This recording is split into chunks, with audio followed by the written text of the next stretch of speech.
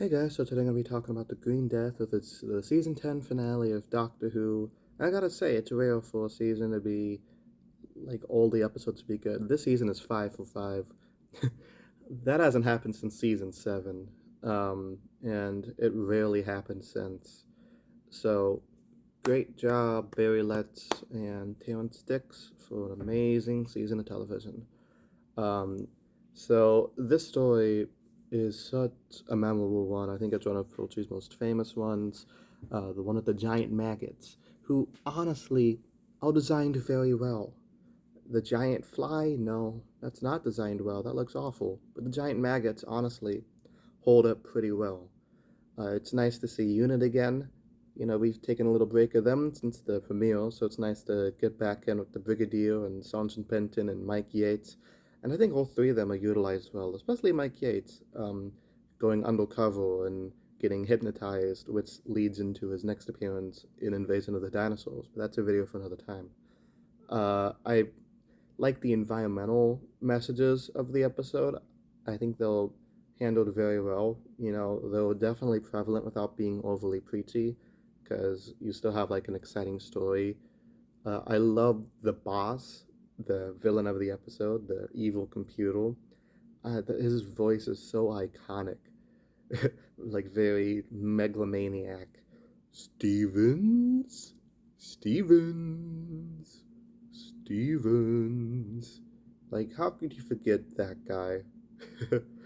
um, Joe Grant is great in this episode. You have a lot of you, so you have a lot of growth for the characters. He takes matters into her own hands. Doesn't follow the Doctor for once. He kind of goes off on her own journey, while the Doctor's visits Metebelis 3 finally. He becomes much more independent, and she meets whatever Cliff Jones, whatever his name is, who looks like a member of the Rolling Stones or the Doors or something. uh, I don't know.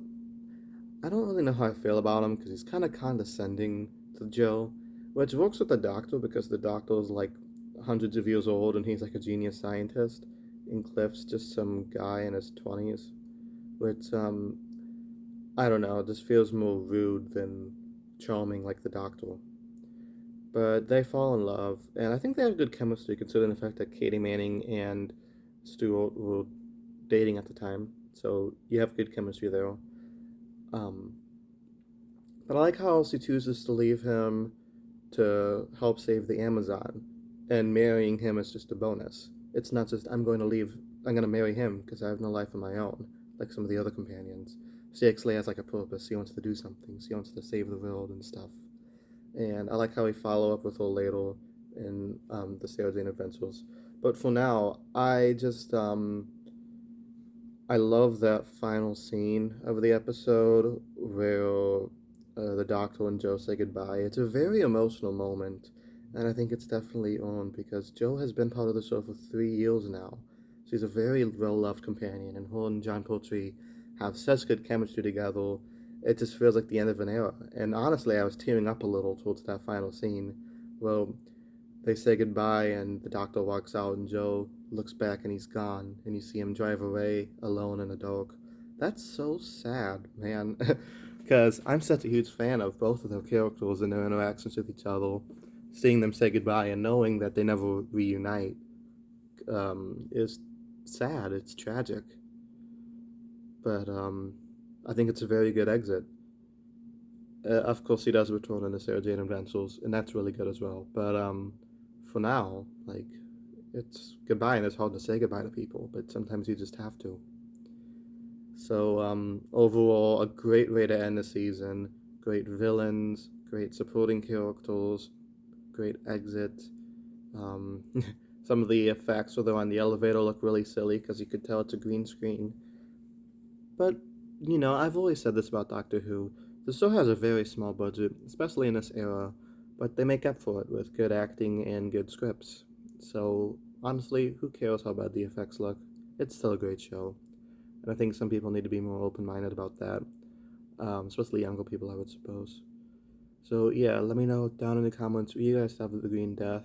I'm gonna take a little break from Classic Who for a while because there's a bunch of other shows I want to watch. So don't expect my review on the Time Royal until, say, Thanksgiving. This seems like a good stopping point because it's like between companions. So yeah, expect my review on that around Thanksgiving, and I'll keep start my season 11 reviews then. But until then, thank you guys so much for watching, and I'll talk to you guys next time. Peace.